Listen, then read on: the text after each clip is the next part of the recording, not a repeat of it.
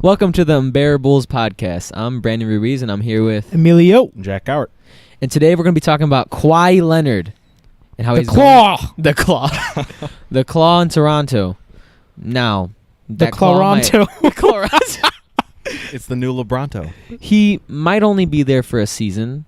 Probably so. I mean, you never know what could happen. But what are you guys thinking right now? What are your initial thoughts? Well, first, let's just get the trade out there so we're certain what it is. Yeah. The Spurs sent Kawhi Leonard and Danny Green to the Raptors for DeMar DeRozan, Jakob Poeltl, and a protected 2019 first rounder. It's 1 to protected 20. 1 to 20, and if it doesn't convey, it turns into 2 second-round picks for the next year. Okay. That's interesting. But who do you think won? I mean, at the moment, it has to be the Spurs, I think, because with Kawhi Leonard's contract expiring, it like you said, it's just a 1-year rental for Toronto. The one thing I'm worried with is that I've been reading all these reports, too, is that Kawhi has no interest in playing for Toronto. And if Kawhi still isn't feeling well, whatever that means, who knows how much he'll play this season? Yeah, so the Raptors took a huge risk. If he doesn't play, they just traded away perhaps their greatest player ever. And they did him incredibly dirty, which is nothing new when it comes to NBA front offices dealing with their players. And my take on this, initially, I'm like, I cannot believe that they pulled a move so dirty on one of the most loyal players in the league right now. And I know you guys have probably heard these quotes already, but DeMar DeRozan put on his Instagram, be told one thing and the outcome another. Can't trust him. Ain't no loyalty in this game. Sell you out quick for a little bit of nothing. Soon you'll understand. Don't disturb. And I guess the reports are showing they were in a press conference a week ago or a meeting a week ago, and to his understanding, they were trying to be transparent with him and told him, we're not planning on giving you up. I mean, I understand that completely, and I feel like that they did him dirty, but I feel like there are some things that the Raptors are thinking about doing in the back of their heads. And I feel like they're also seeing that Kyle Lowry is 32 years old, and a lot of this team that is built right now, if they kept it the same, was just not going to have enough regardless. So the right move is not the Kawhi Leonard move that they made, at least in their minds, I feel like. I feel like the right move in their minds was to get ready for a tank. I'm assuming that's what they're doing this for. This is my idea because Danny Green, Kawhi Leonard only have one season. And they were probably initially thinking exactly what you were saying, Emilio, we're going to keep DeMar DeRozan and work with it. But then when they look at the Golden State Warriors and they're like, yeah, DeMar DeRozan couldn't even beat LeBron by himself, and that was the narrative with Kyle Lowry and Serge Ibaka. So how is he going to beat the Golden State Warriors? Right, and even a step before that, how are they going to beat the Boston Celtics? Yeah, and or the Sixers. Right, and I also think that this can be the only option in which, like I said, did them dirty, but at the end of the day, business is business. There ain't no friends here. So you got to do what you got to do. So I get it, but they also made the mistake, I thought, of getting rid of Dwayne Casey, who then went later on to win Coach of the Year. And I'm thinking that's the only thing they could be banking on. LeBron's out of the East, and I guess they're trying to tank to be good in 5 years. But the Kawhi Leonard move, completely a rental. Like you said, reports are out. He has no interest in playing for the Raptors. He's incredibly upset with the trade. And, I mean, if Kawhi does go there and play his 100%, which I think is pretty safe to assume he won't, I do think, at least for the season, when it comes to for the regular season, they're in an okay position to win a lot of games. Oh, totally. I don't understand why Kawhi Leonard would be mad with the trade. He wants out anyways. Right. And he doesn't have a no trade clause on his contract. Right. What are they going to do? Not get the best option for him? What are you upset about? You already told them you don't want to play with them, so why are you feeling upset about them parting ways with you? I feel like the answer isn't really based in anything sort of logical. It's Kawhi's a diva. Like, I feel like that's the answer. He's acted pretty entitled this entire offseason, which, I mean, he's making like over $100 million over the course of his life. He can act entitled if he wants, Right. but it doesn't make him look good to any fan base. So for him, like, he's saying, like, I'm going to go to LA and that's it. He doesn't actually have a choice right now. So for him to be upset by it, it's bizarre because, like, he can't do anything about it. It's also weird because it doesn't like the team he's on right now. It's just 1 year.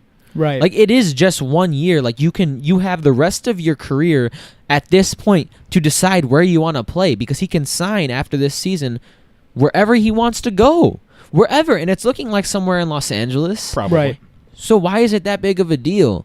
I mean, maybe he probably because he wants to contend now, so he's hoping maybe to go to a contending team. But I'm sorry, if you want to leave, they're just going to look for whatever is best for them, not what's best for you. Yeah, with regards to being on a contending team, I think the Raptors are, like you said, Emilio, in a really great position. They were the 1 seed last year. It's totally bizarre for the 1st seed in the East to fire their head coach and trade their superstar player, but they still got back Kawhi Leonard, and they haven't actually lost a significant number of pieces. They got back Fred VanVleet.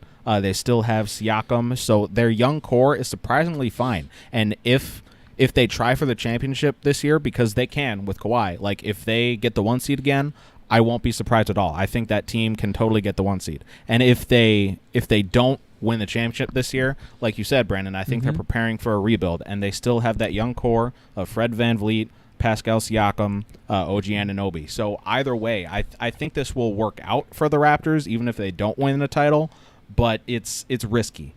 See, and now my take on this is they are definitely, I think, probably a better team with Kawhi Leonard if he's at 100%. Yeah. That's my thing. That's the big if now that, he's acted the way he has, like you guys have been saying, and the reports, like you said earlier, have come out that he doesn't want to play. He's going to be unmotivated. He's like, in his mind, he's on a waiting list. I do not see the Raptors getting past the Boston Celtics or the Sixers. Yeah, in I this don't see position. them as a contending team. Just because, like, the only player you can trust in the playoffs on that team is Kawhi Leonard when he's motivated. Kawhi Leonard when he's healthy and motivated. Now, when have you been able to trust Kyle Lowry? Trust Serge Ibaka? Exactly. Like, history. I'm just saying this team with their major key pieces cannot be trusted. Now, the Celtics have a lot of pieces that seems that like they can be trusted. I mean, they have Jason Tatum. We talked about this so many times. They have all these players: Kyrie Irving, Gordon Hayward, an incredible versatility that they could use in free agency. The thing is with the Raptors is that the players that are going to be on their team, yeah, they're going to be a better team, but they can't trust anyone to score on that team, and especially in the playoffs. And that's a big problem when you have to, even if they make it all the way to the finals, which I would think would be a long shot, they still have to keep up with the Golden State Warriors. And can they do that? Probably not. They could probably even keep up points-wise with the Houston Rockets.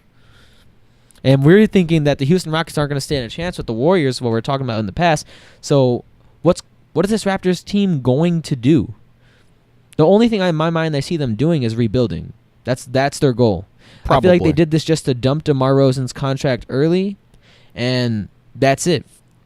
But it's weird that they would give up a first-round pick for him. That doesn't make sense. So what that says to me is that they are trying for this 1 year, and I know it's not likely that Kawhi would want to stay in Toronto, but it happened with Paul George. Paul George was saying, I'm going to L.A., and then he took a year in OKC, and what do you know? He stayed there. Maybe that'll happen with Kawhi, but even if it doesn't, what the fact that they traded a first-round pick, that says to me we're trying for this 1 year. Because they were the 1st seed last year, and they got better. Like Kawhi over DeRozan. That makes them a better team. I know they have their playoff struggles, but it's... Every season. Yeah, the Raptors are constructed very differently. I don't think it's a long shot to say that they could beat the Sixers in the playoffs. I think it's a long shot to say they could beat the Celtics in the playoffs. But the way they're constructed is in the past, they haven't relied on a superstar. Like, I know they've had the Lowry-DeRozan duo, but especially last season, it was the bench mob that made them better. That, and alongside with the brilliance of Dwayne Casey, which is now gone. And that is an issue, at least in my eyes. And giving up that first-round pick, in my eyes, Spurs did a good job. Oh, yeah. They wanted, like everyone's always say, you never get even trade for your superstars. And I mean, I guess maybe in the long shot that might be true, but the Spurs organization did a good job with that trade, and I think they absolutely won it. And the reality was they could have forced Kawhi Leonard to play with them for another year, but what good would that have done them? Exactly. Everyone's unhappy. Popovich, I'm assuming, is incredibly frustrated, and there's plenty of things going on outside of his life with the recent passing of his wife and everything that, just the level of pressure that's just around him all over his life at the age that he is. Like that's a big issue. But I'm not sure. I don't know what this. I'm not sure what this is going to look like for the Raptors. I think they could still stay in the top 4 seeds of the East, absolutely. But I when it comes right, like they could even, like you said, they could get the one seed. But I don't think that means anything in the playoffs. And they showed us that it didn't mean anything when they completely fell to their knees in the awe and reign and brilliance of LeBronto. LeBronto. I just feel like, how are you going to get Kawhi Leonard to want to stay when one of their stars, like quote-unquote stars, is 32 years old and declining? Precisely. So you're trying to do this, and I understand that that's what they're trying to do because that's what it looks like, but I feel like in the back of their head they're like, well, at least we can tank after this because we're going to have Kawhi and Danny Green's contract off the books and everything will be fine. And I think Kyle Lowry gets paid the next season as well, like he's guaranteed, I believe. But after that, he's gone too.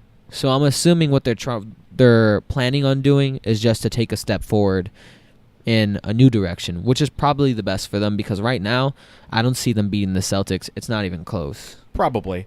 So if that's what you think the Raptors' plan is, what do you think about the Spurs and how they move forward after this trade? Because I think they did great, like Emilio said.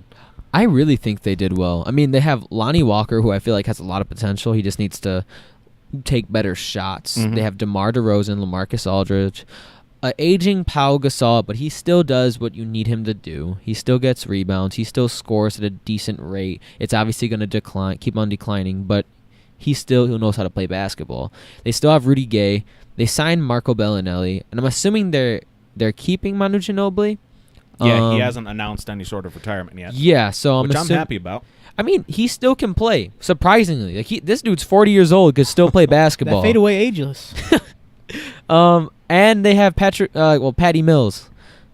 They have a squad, I feel like, and it'll get better over time, especially because the Spurs are very good at drafting and they're very good at making moves. And this is just another example of how they did that. So I feel like the Spurs are a better team now, especially because they're going to have DeMar DeRozan, who's their new star scorer. I mean, their star scorer and defender last season was Kawhi Leonard, but he didn't get to play. Like, he didn't play this season.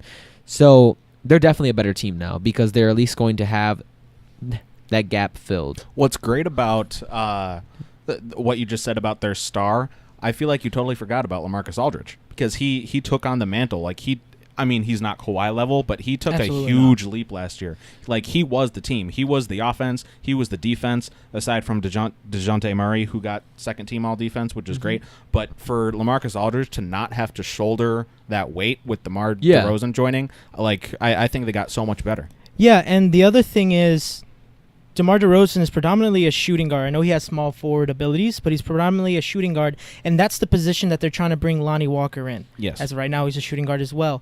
And I know this might be a thin point. People don't understand how this works really well, especially like inside the practice room, but that's going to be really good, I believe, for the development of Lonnie Walker. I'm not saying that DeRozan is like this incredibly aged veteran that he lives to influence. No, I'm not saying any of that. But he's still an all-star. But he's still an all-star, He could also incredible play player. small forward too, eventually. Right, like I said, he had small forward abilities.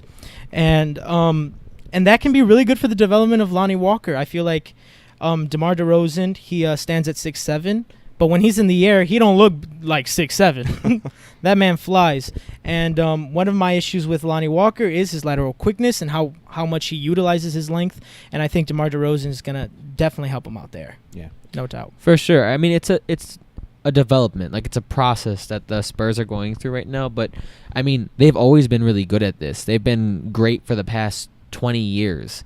So you can expect the Spurs to know what they're doing. I thought that maybe this would be the time that the Spurs, before this trade, kind of fall off.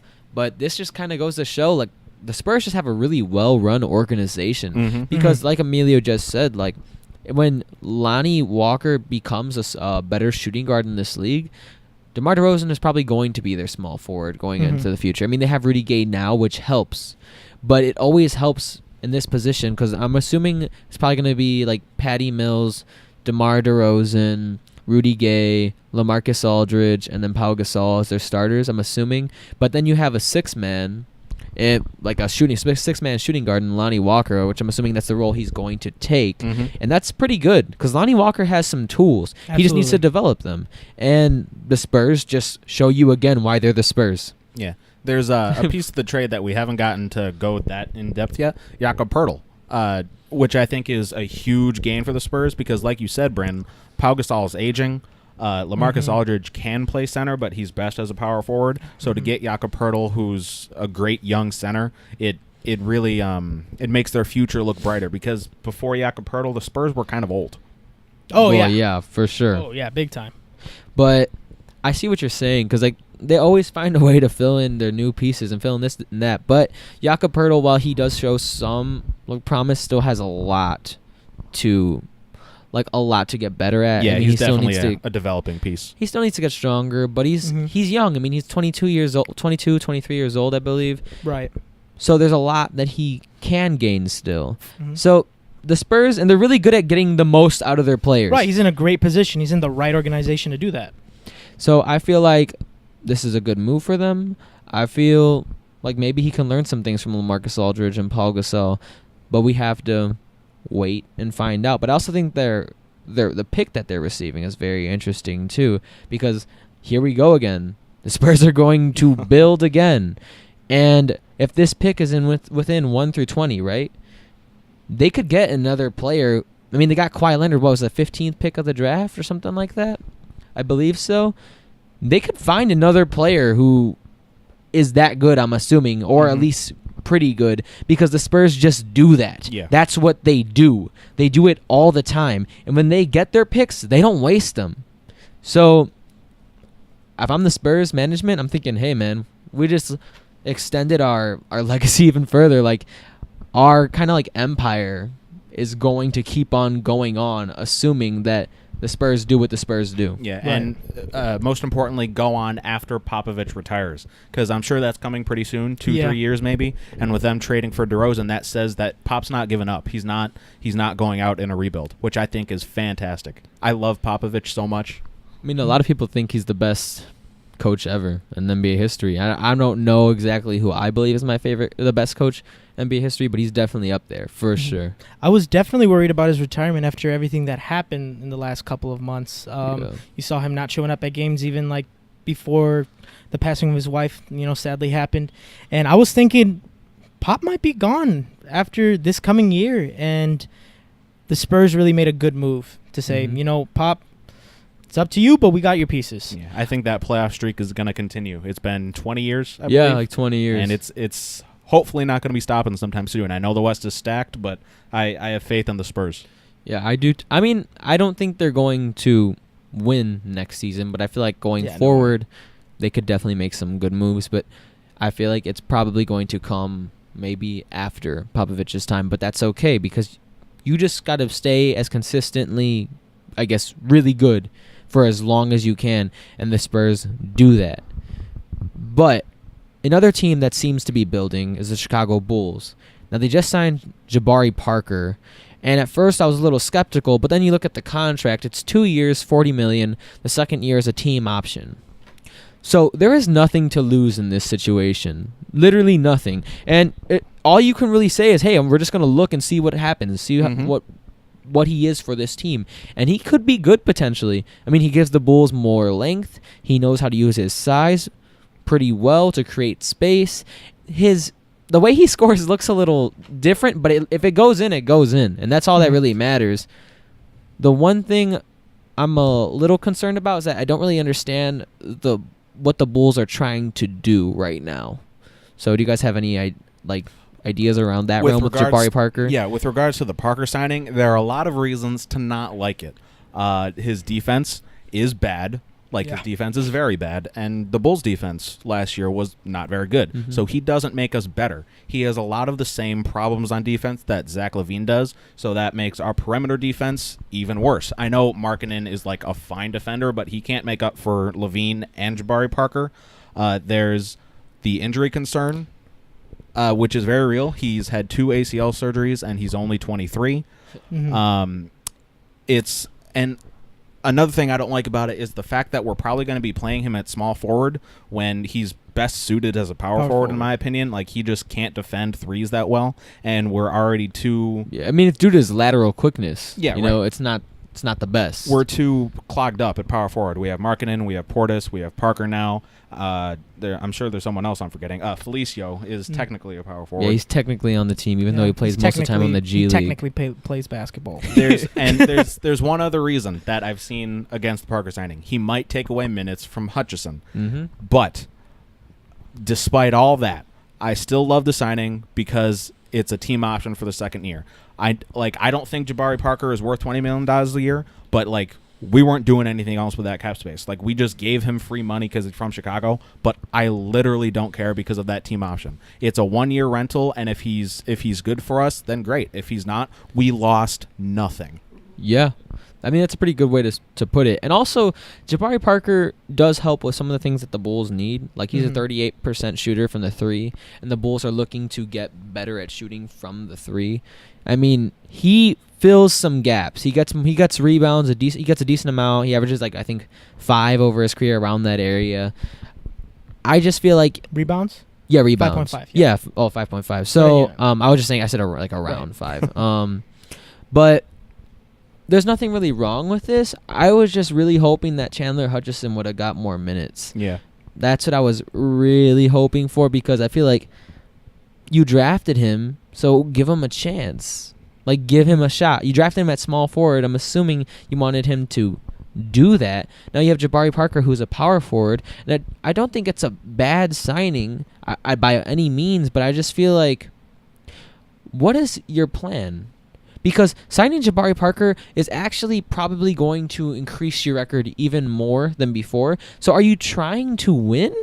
Because I thought we were rebuilding. I thought we were tanking. Why are you signing people who aren't going to help us do that? I thought that was the plan. It's like the same thing that happened before. It was like, we're going to try to get young, and then they signed Dwayne Wade and Rondo. Like what is going on? This is my problem with the Bulls. You don't really understand what their plan is. Now, maybe they're just planning on dumping him next season, but why would you do that if it's just going to make your record worse and probably your draft odds worse? So what are they trying to accomplish? I really don't understand. Right, and I'm definitely with you there, Brandon. I'm a little confused. I think if you want Jabari Parker to play the best basketball that he can play, you put him at power forward. I don't want him on the team as power forward, though, for the same reasons you said, Jack. He is, like you guys said, a lot of injury problems. He is only 23, though. He still has potential. He hasn't entered his true prime yet. Yeah. At least, what we consider to be the true prime in basketball. And off of 31 games, he did get 12.6 points. He was doing rehab basketball, really, but I'm just confused. I mean, it's not really a big problem because of the team option. It's not a lot of, it is a lot of money, but I don't understand really what they're gonna gain from this. I think the Bulls are looking to win next season. They're trying to contend, but they're definitely not going to do that.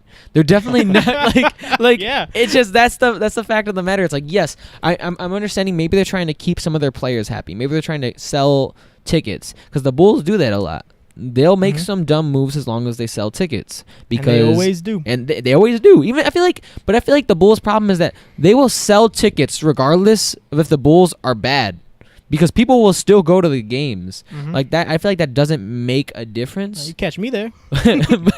but the thing is, it's like, all right, here we go again. Just, I guess, lie about your plan yet again. I guess what it means is that we're not tanking this year. I don't think the Bulls front office expects to win the championship, but Well, they better not. I don't think it's a lofty goal to say we might make the playoffs. Oh no, because I think we're gonna make the playoffs. We have so much potential Well, they're on this gonna make team, and the East is incredibly weak. So maybe what the plan is we try to win games because the draft lottery got changed, and tanking extremely doesn't really increase your odds that well anymore.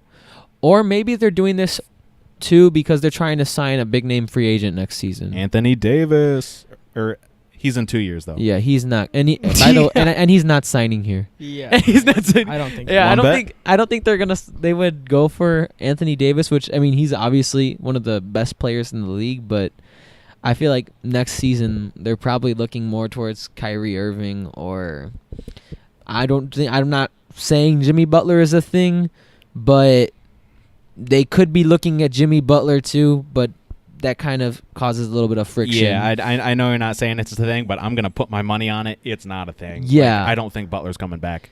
I am not completely sure. I know they're going to be looking for someone next season, and maybe making the Bulls look better is something that could help them. I am not completely sure. But one thing I am happy about is that they signed Antonio Blakeney. Yes. Finally. How long did we have to wait for this? Like, I just feel like he was doing everything you wanted him to do and a little bit more. Like, you could at least give him the minimum, like, earlier this season, before the summer league. Why do you have to do my man dirty like that? I think it waiting on it made him want to prove it more, which my opinion, I don't think he was that astounding in summer league. Like, I'm not saying he's not an NBA level player. I'm still happy with the signing, but I think it made sense to not sign him to a deal right away, just to like be entirely sure. I mean, if you have Cameron Payne under contract, That's and you're fair. not willing to sign Antonio Blakeney, who's on your team, I don't know what you're thinking. I don't know what your thought process is. Right, and I definitely understand what you're saying, Jack. You know, postpone it so then he hustles. But do you think the Bulls are smart enough to actually have that in mind? I don't. I feel like Lauri Markkanen, while he was a good pick, I feel like it was a lot of luck. I didn't think they thought. Well, they have even said they thought he wasn't going. They didn't know he's going to be this good. Like, they've admitted to this. If I were the Bulls, I would have been like, no, we thought he was going to be this. This is exactly what we thought. No, they will even tell you. Like, they won't take their own winnings. Like, yeah, man, beats me. I don't know. It's cool, though, It right? was our 7th pick. I mean, you just do what you got to do, I guess. So what it comes down to for me is I think you two specifically, are higher on Antonio Blakeney than NBA front offices. Like, I know you see a lot of his potential. I mean, they have to as well, of like their NBA level front offices. Yeah. But I don't think he's going to be our backup point guard or shooting guard to start the season. I think he might have to work into that role by the end of the year. But to me, he's just an end of the bench, like, spurt of scoring piece at the moment. He might not be to the start of the season, but he should be. I totally disagree. Why is Cameron Payne better? Give me a reason. Well, Yeah, exactly. So you could go for it, but His last name's shorter. Antonio Blakeney is Fits probably on a a better jersey. player, but the way the NBA works, you have to prove it. Like, Cam Payne has earned backup minutes, in my opinion. Like, how? his play last season. I mean, I it was think he was good okay enough at- to earn it- backup minutes. Okay, Cameron Payne's best time on the court was okay at best. And I feel like his offensive ability has no potential. Like, he's okay at passing. That's where it ends though. Yes. As a shot After creator, that- Cam Payne outweighs Antonio Blakeney. Like, Blakeney's a scorer, and our bench unit, like, has a decent amount of scoring. And Blakeney is too inefficient. His handles aren't great. I don't think his passing is anything special yet. He might get a few more games in the G League, and like that's not a bad thing. He definitely might, but I just don't think he should. Like, I think what you're saying, if you're looking at it from what's going to happen, you're probably right. But I just feel like Antonio Blakeney should get more time than Cameron Payne, because Cameron Payne is just not, like, he just shouldn't be your backup point guard. Cameron Payne is a safe option. He's not going to kill us, I think. Like, he's not going to win us a whole bunch of games, but he won't lose us a whole bunch of games. And I don't think Blakeney will either. Oh, I think he definitely could. He's so inefficient. Like he's a But good as a scorer. third option, like, what's the problem? And also with a team that isn't going to contend, you might as well try to, like, I guess, groom the player that has more potential than the player that's the safe option. Because what are you trying to do? Get better or stay the same? I think we're going to do that. I think we're going to end up grooming him by the end of the season. But to start, he just needs more time to develop. Like, I agree with you guys. He has so much potential. He can be maybe our sixth man. I mean, I still prefer Portis in that role, but by the end of the year, I'm with you. He'll reach his potential for us, but like, I think you guys have to wait. Let him reach that potential first. I think it's weird though too, because we have Cameron Payne, Denzel Valentine, and Antonio Blakeney, and I can see some good things that come out of Denzel Valentine, but it's just I don't know where he fits on this Bulls team. That's my whole problem, because I mean, we still have Justin Holiday, we still have Chandler Hutchison, we have Bobby Portis, Robin Lopez, all people who are going to be coming off the bench now. Where does Denzel Valentine play if he doesn't play as the point guard? Because Justin Holiday is clearly better. Absolutely. Chandler Hutchison, you have to develop. Where he can't play power forward, he's like 6'6". Oh no! So there's yeah, not a no, chance. not- he's shot. like 6'5". So what are you doing with him? He was supposed to be a piece, like a real piece to this Bulls team. So what's gonna happen with Denzel Valentine? I I mean, think the Bulls are probably winging it. Like, if we're being honest, it seems like they're winging it to me. I But go think ahead, the Jack. ship has sailed on him being like a major rebuild piece. At this point, I'm content with him just being a bench player. Like Brandon and I were talking about this earlier, and I said I think we have too many guys in a similar role that we can't shoehorn them into a backup shooting guard or third string small forward. There are so many guys in that area that it's just going to be sort of like a mixture, and we can't say that Valentine is going to be the backup point guard. Like he's going to get minutes. I don't know who's going to get the most minutes, but I think they'll all be like Valentine, Payne, Holiday, Hutchison. I think they'll all be similar in minutes as we try to work out who the backup and who the third string is. Do you think that they should have kept David Nwaba? Yes, I do. Now, my problem with this is that I feel the same way, but like, why didn't they? Like, I don't see where David Nwaba didn't do what you needed him to do. He played well all last season. Mm-hmm. He even played some point guard, and he didn't do that bad there either. Like, he has so much versatility, except for his shooting. His shooting is where the problem lies. And he was working on it towards the end of the season. Oh, yeah, for sure. It did get better towards the end of the season. Also, he plays really, really good defense. He's always hustling. Why didn't the Bulls like him? What do you think? It's kind of bizarre. I think we, in that sort of small forward shooting guard logjam, I think we should have gotten rid of Justin Holiday over David Nwaba, but I think the Bulls just made a choice. I don't know what their reasoning was, but like, you have to agree that we have too many guys at that position, so they just sort of made a choice and said, David Nwaba, you're the odd man out. Well, I think I know why they kept Justin Holiday, because he can score. Like, he can score from not just around the basket. That's not his forte, but that's where David Nwaba scores mainly. And they have Wendell Carter. Now they have Jabari Parker. They have Lauri Markkanen. They have Bobby Portis. They have Robin Lopez. All players that score around the basket. And so I'm assuming maybe that was their reasoning behind not rescinding their qualifying offer from David Nwaba. But he still gives you a lot of value just defensively. Like, you need those types of players on your team. And I'm sorry, Zach LaVine and Jabari Parker, they're definitely not known for their defense. Yep. Definitely not. And he still shot 47% from the field. Like, it wasn't a disaster. It wasn't awful by any means. But if you need a defensive stop, who are you going to put in now at the end of the game? It's like, you're going to put Zach LaVine in there? Nope. So you're going to put Justin Holiday in there? I think he's our best option at this point, which is That- which yeah. is Yeah, the exactly. problem. That's the issue. Yeah, like, I'm still holding out hope. We still do have a roster spot open. Yeah. Like, maybe we just sign Nwaba. Yes. Because, like, perhaps we rescinded his qualifying offer to be nice to him, let him test the market. Maybe we were just assuming he wasn't going to get signed. But, like, if he signs back with us, that makes the Bulls front office look good to the rest of the NBA, and it makes David Nwaba feel comfortable in Chicago.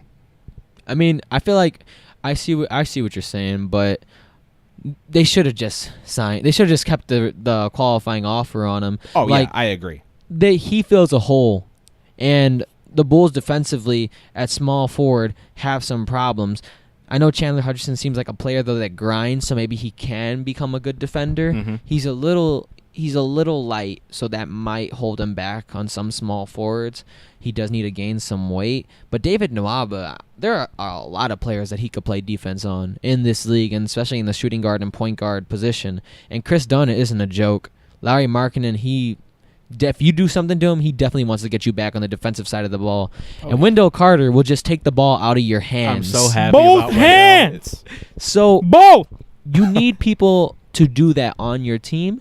And I'm sorry, unless Zach LaVine gets better and Jabari Parker gets better, it's not going to happen. And the one thing that scares me about Jabari Parker is that today in an interview whenever they did this interview, he was said that some people get paid to score, some people get paid to play defense. I think they're paying me to score. That scares me because now the guy that we could have at least played at, I guess, small forward for defensive stop, because Nwaba has done that in the past. Mm-hmm. He is a little undersized, but he has still shown that he could play defense against a small forward, is gone. And now you have to rely on Jabari Parker, who literally just said, I am not paid to play defense. I am paid to play offense. Yeah, it's a bad attitude. I would hope that he changes it, because if he doesn't, it seems to me like the Bulls front office and Fred Hoiberg just hate defense. Like, if they see you're good at defense, they don't like you, which is kind of bizarre to me. I think it's more of like the Bulls are just really feeling like they need more scoring. So there's and it's a double-edged sword if you're going to say, "Hey, I need more scoring, but I'm also going to have way worse defense." Right. Like you're not helping yourself. But I understand what they're doing. It just doesn't make sense to me that you don't keep some defensive-minded players on your team. So it's like if the Bulls want to win games, which we've decided is probably their plan, they're going to be they're going to have to score like 125 points a game, because with our defense, we might be giving up 120 points a game. They did have some very poor defensive games last season. Chris Dunn can only do so much, and David Nwaba is definitely a really big part of the Bulls' defense when they were playing well, and now he's gone. So we'll see. I'm assuming Wendell Carter and Lowry are going to have to do a lot of big things for them as well this season, but that's a lot to ask out of a rookie and a second-year player. Right. But we'll find out. Is there anything else you guys want to talk about before we head out, or is that it? Just some final thoughts on Summer League, because that wrapped up for us. What do you guys think about how Wendell Carter and Chandler Hutchison showed out for us? I am happy with both of the players. I'm incredibly happy with Wendell. Extremely. I think he was the second, and in the Summer League, he showed that he was the second best center in the Summer League. I don't think I don't think that's debatable. And it's crazy because, I mean, everyone was talking about Marvin Bagley, but here comes Wendell Carter, like, hey, I just want to let you know that I'm the better center. Like, and I don't know if that's completely true. We'll have to see in the NBA. But if you're looking at the play, Marvin Bagley made a lot of bad plays in the Summer League against players that are not NBA caliber players. Wendell Carter, he made like a few bad plays, but he made a lot of good ones. He made so many good plays. So if I'm saying from what I've seen, Wendell Carter looks like the smarter player. He looks like in my opinion, the more polished player, and he looks like the player with more drive. Oh yeah. So that's a really good combination, and I really like what he could be, what he could be for this team. Mm-hmm. I'm extremely happy with the Bulls because with Wendell Carter, now with him showing out, obviously, again, this is still just a summer league, so you're a little more comfortable because you're not playing against the top 20 players in the NBA at any point in time. But they got a few birds because, like, in the position that they are in the rebuild, in the position that they are to like, you know, try to be good the next few years. I mean, I guess they're trying to win now, but you need guys that are smart, you need guys that are polished, and you need guys that have plenty of drive. And if those guys are young, that's awesome. Yeah. So I'm very happy. Polished is a perfect word to describe Carter Jr. Mm-hmm. Like, one of our knocks on him was that he wasn't necessarily quick. His lateral quickness specifically. Pre-draft work, but like, I think his versatility is starting to make up for that. Yeah, I also think that he got quicker Like he Oh, yeah, definitely he- looks a lot faster than Mhm. he did in college. He's lost He some lost. weight. Yeah, Yeah. he lost some weight. But one thing you said, and I said too, is the drive. I like that in Chandler Hutchison too. Chandler Hutchison, believe had Fred Hoiberg said that he has been showing up to practice 2 hours early every single practice to get shots down before everyone else comes in. So I like that. I like what the draft picks that the Bulls picked this season. I think they're hard workers. I think they could be really, really good players in this league, especially Wendell Carter. And Chandler Hutchison, he just needs to develop a little bit more. He was playing at Boise State, so he needs to play against some better talent. But I feel like once he does that, once he starts gaining his rhythm, he's going to be a really good player too. So I'm happy with what I saw. I feel like I saw everything I needed to see out of them, and this is looking good so far. I'm happy with what the Bulls did this offseason, and besides David Nwaba, but everything other than that, I've been pretty happy. Yeah, like it's been a great rebuild or turnaround because just 2 years ago we were coming off the Rondo, the D Wade. Yeah, D Wade Mhm. Rondo. So, Yeah. and we already have one of the youngest teams in the NBA with all this potential. Yeah, I think So our oldest I feel guy like on. we've our- done really great. Yeah, I think the oldest guy in their starting five is like 23, 24, something like that. So that is a good sign, and they're not bad players. So these are all good things. But I think that'll about wrap it up for today. I just want to let you guys know. Ask questions in the comments if you want us to answer them. We'll be happy to answer them. We want to answer them. So if you have anything you want to let us know, just let us know, and we'll do our thing. We'll talk about it the next podcast or whenever we can. So thanks for listening. I'm Brandon Ruiz, and I'm here with Emilio. And Jack Cowart. Thanks for listening.